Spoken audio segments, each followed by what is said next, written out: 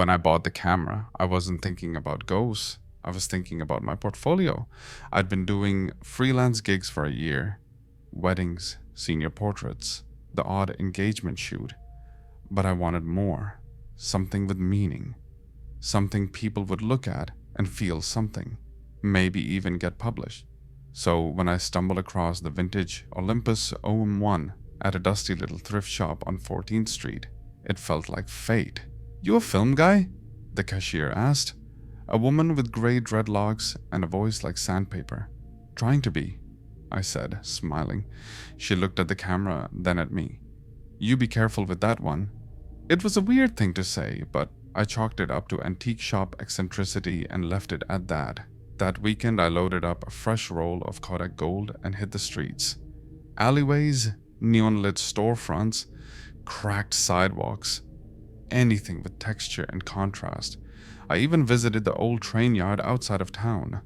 The place had been shut down for years, covered in rust and graffiti, but the light hit the metal just right around sunset.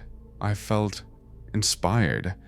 The first weird thing happened when I got the film developed at a local lab. I was excited, couldn't wait to see if the shots turned out, but when the prints came back, my excitement turned into confusion. In every photo, just faintly, there was a blurry shape in the background.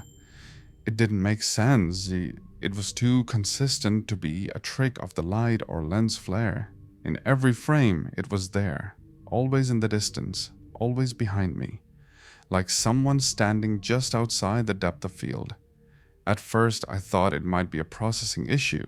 Maybe the lab had messed something up. But when I scanned the negatives at home, the shape was still there. Same faint outline. Same general position, a little to the left in one photo, slightly to the right in another, but always there. It looked like a person, no face, no features, just a slightly darker shape in the film grain, like a smudge or the shadow where no shadow should be. I told myself it was nothing, maybe something in the lens, a scratch, a chemical issue. But when I took more photos the next day with a brand new roll, it happened again. This time the figure was a little closer. That's when I stopped laughing about it. I didn't tell anyone. Who would believe me? "Hey, I think there's a ghost in my pictures" isn't exactly the kind of thing you bring up at brunch. But I knew something was wrong. And for reasons I still can't explain, I didn't stop shooting. If anything, I started taking more. Like I needed to see where this thing was going. Like the camera was pulling me along for the ride. That was the beginning. That was the first roll. It only got worse from there. The second roll of film should have been more of the same. I took shots of everyday things, mall boxes, passing cars, brick buildings against cloudy skies. But when I picked up the prints a few days later, I nearly dropped them on the sidewalk outside the lab. The figure was back, and this time it wasn't in the distance. In one photo, it stood across the street from me, just barely visible behind a parked car. In another, I caught its silhouette in a window. It had no face, no clear features, just a faint suggestion of shoulders, a crooked neck, something that looked vaguely like a grin, or maybe a grimace. I couldn't tell. My eyes hurt, just trying to focus on it. The more I looked, the more I felt like it was watching me. I stopped sleeping well. I'd lie awake at night listening for footsteps in the hallway, the creak of old floorboards that never creaked before. My apartment started to feel like it wasn't entirely mine, like there was something else living in the corners just out of sight. I stopped visiting friends. I stopped answering calls. I started carrying my camera with me everywhere. Not to take pictures for art anymore, but to check, to make sure it was still there, still behind me, and it always was. I took a photo while waiting for the train. The figure stood at the far end of the platform, almost blending into the shadows. I snapped another from my apartment window. There it was, in the reflection of the glass, standing behind me in the room. I stopped going outside during the day, The figure showed up more in daylight. At night, it was harder to see, like it blended in better, like it liked the dark. One night, I called my sister. Eli, you sound awful. Are you okay? I hesitated. Do you remember those ghost stories Mom used to tell? About the lady who only showed up in mirrors? She was quiet for a beat. That was just a story. Yeah, I said. I know. But I didn't know. Not really. The next day I tried to shoot without using film. I thought maybe if I didn't develop anything, it would stop. I just looked through the viewfinder and clicked the shutter without a roll inside. But that didn't help. Because now, even without developing film, I could feel it. I'd raise the camera and the air would get heavy, like something was standing too close, like someone was breathing on my neck. It was getting closer. In every photo, it moved forward, foot by foot, inch by inch. My heart dropped when I saw the last shot in the roll. The figure was standing right behind me, so close I could see the vague outline of its hand reaching out, and still I didn't stop. Something inside me, curiosity, obsession, maybe fear, pushed me to keep going. I needed to know what it wanted. Or maybe deep down I was afraid it wanted me. After the last roll, I couldn't shake the feeling that something had followed me home. I kept checking over my shoulder, expecting to see someone in my hallway, or worse, inside my apartment. But it was always empty. Quiet. Too quiet. I stopped using the Olympus. I bought a cheap digital camera, thinking maybe the film was cursed, or the camera itself had something wrong with it. Something wrong in a way I couldn't explain. But the digital shots were worse. When I reviewed them, the figure was clearer. Not sharp, but clearer, as if the pixels couldn't blur it enough. The digital images captured more detail than film ever did. Long limbs, an unnatural bend to the spine, the faint shine of eyes that didn't reflect light the way they should. It stood in the kitchen in one photo, behind my shower curtain in another. I started deleting the pictures immediately after taking them, but it didn't matter. Every new shot, it came back. A little closer, a little more defined. That night, I decided to test something. I stood in the middle of my living room, set the digital camera on a 10-second timer, and held still. I heard the shutter click. I picked up the camera, hand shaking, and looked. It was right behind me, closer than ever. Inches away. Its mouth, a jagged, warped thing, was open, like it was laughing or screaming. I threw the camera across the room. It shattered against the wall. I didn't sleep. The next morning, I called my friend Jonah. We hadn't talked in months. Not since I bailed on his gallery show, but I didn't care. I needed someone to tell me I was crazy, that it was all in my head. Eli? Holy hell, man, it's been forever. Yeah, I know, I need your help. Can you come over? He paused. You sound weird. What's going on? I'll explain when you get here. When Jonah arrived, I showed him the photos. First the film prints, then what was left of the digital ones, before I deleted them all in a panic. His face went pale. Dude, what the hell is this? You see it too, right? I asked. I'm not imagining it? No, I see it, but maybe it's some trick of the light. A glitch. Did you use any filters or... Jonah, it was behind me in the last photo. Like, right behind me. I can feel it sometimes. It's like it's breathing down my neck. He didn't say anything for a while. Then he nodded slowly. Okay, let's try something. We took a new photo, this time with his phone.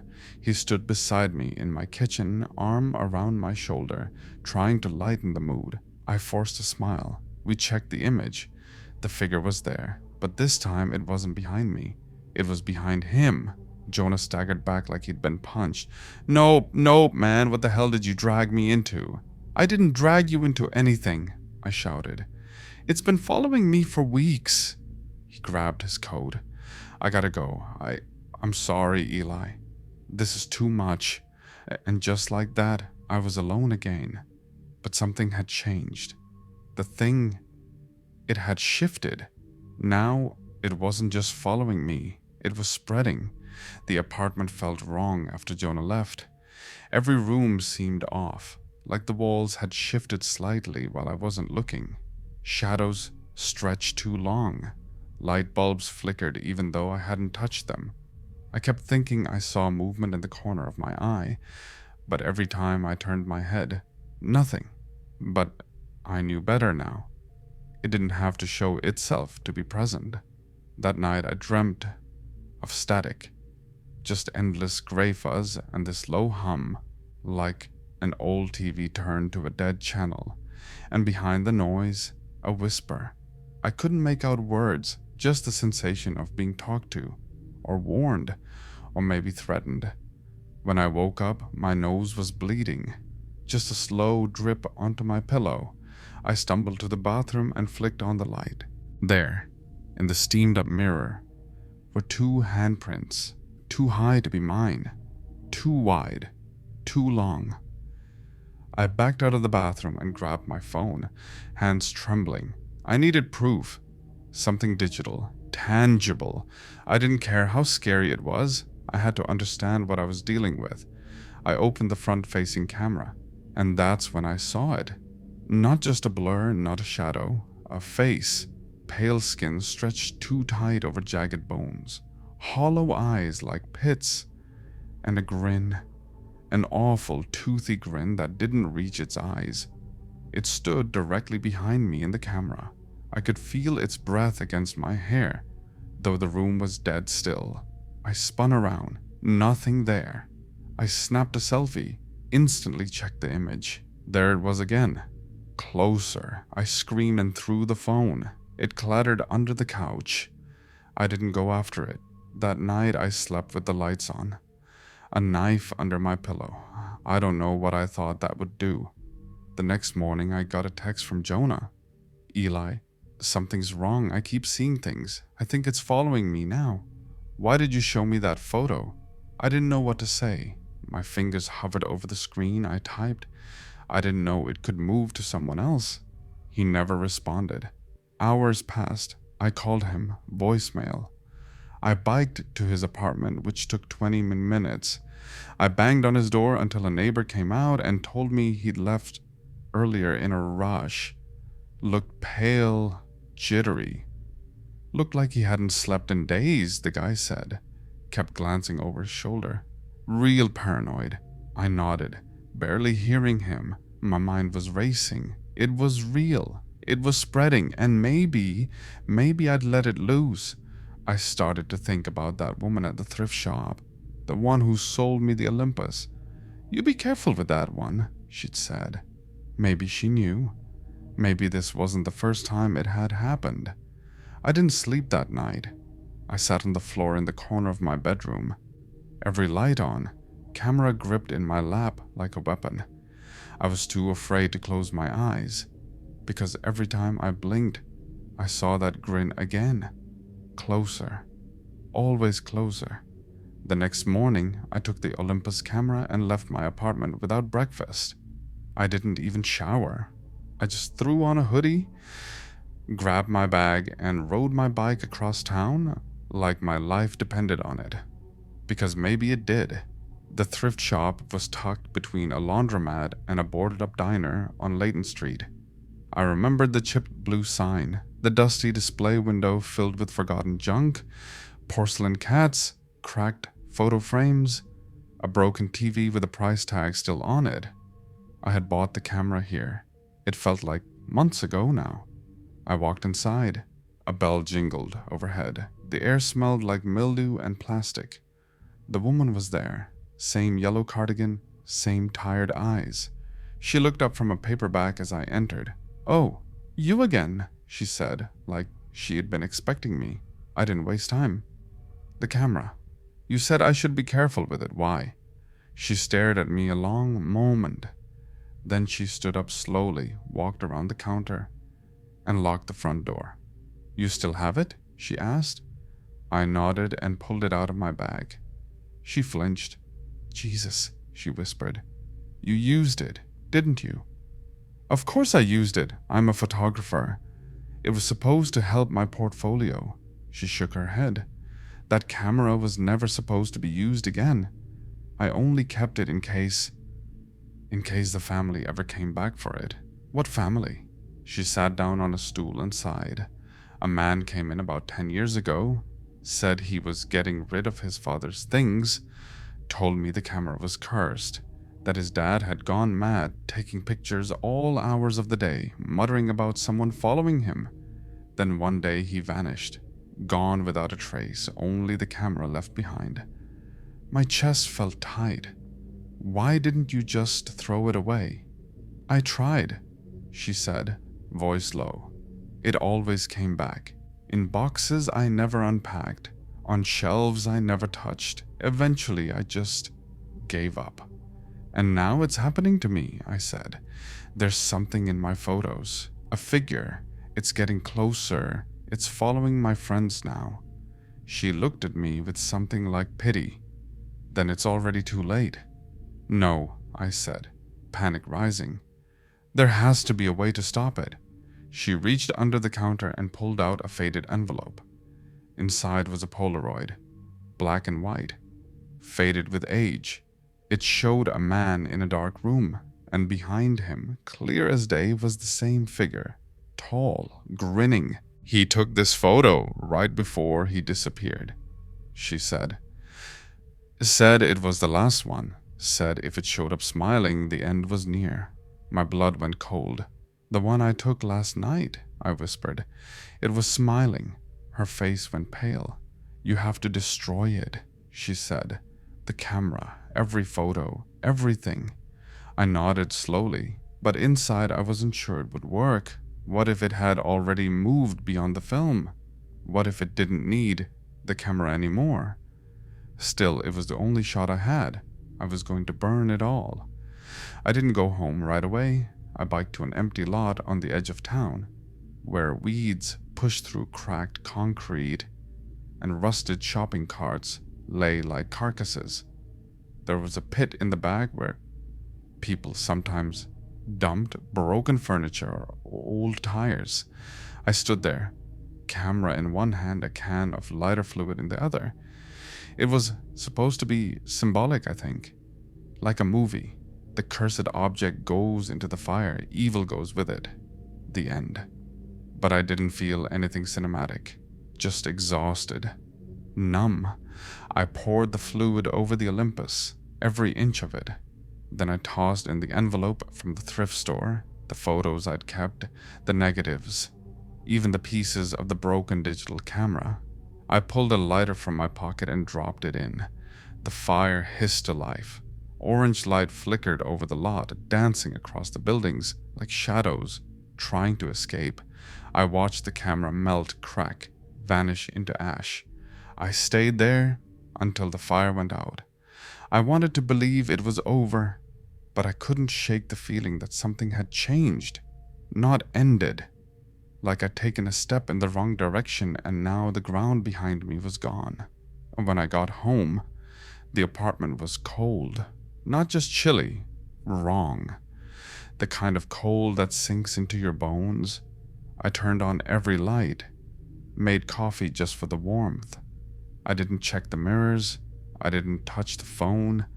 I tried to sleep, but the nightmares came faster this time. The static was louder, the whisper clearer. It said my name, over and over. Eli? Eli? Eli?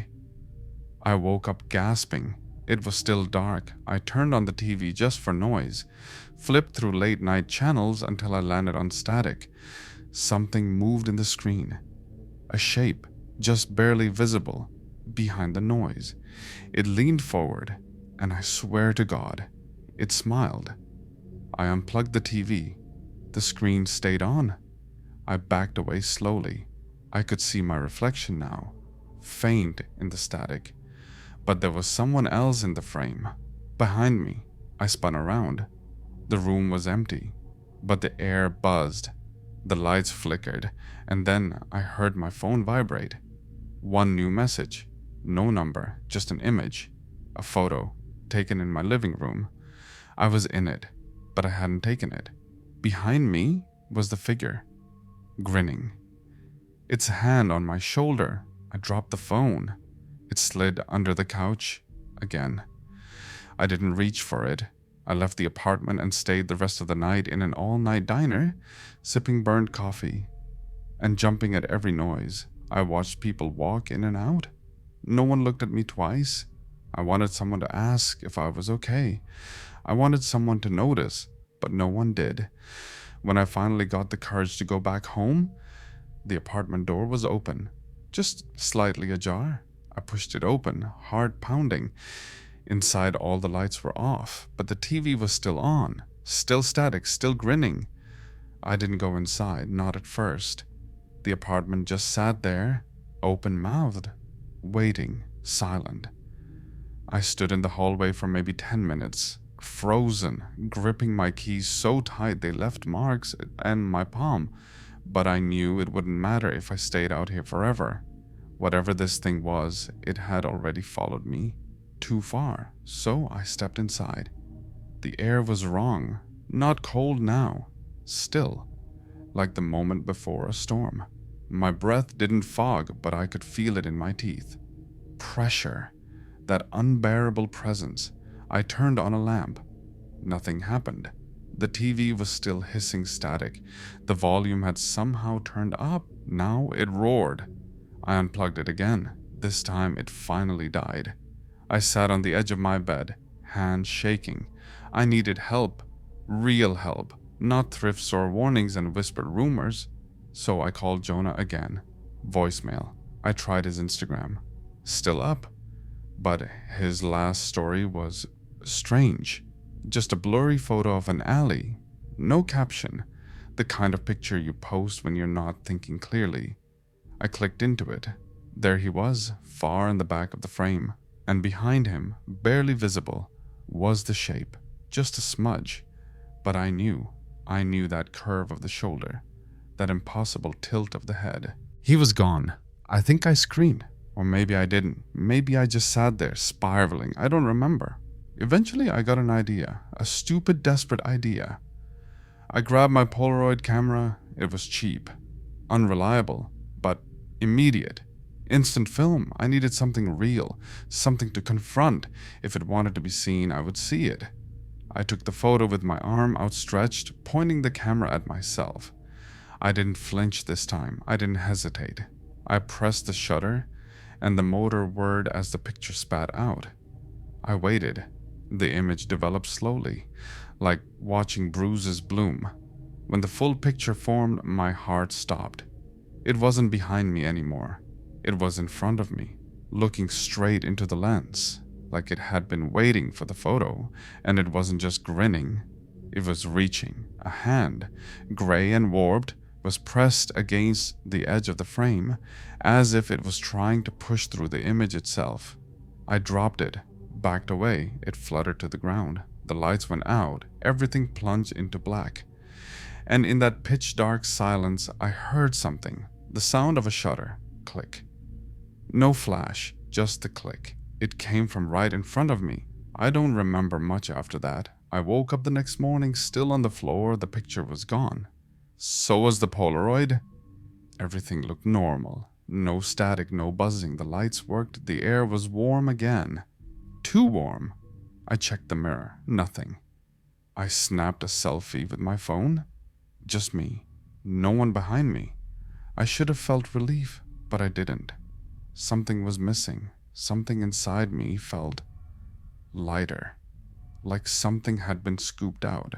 Later, I plugged in my old hard drive, looking for old photos to delete. That's when I noticed a new folder. It was called You. I didn't make it.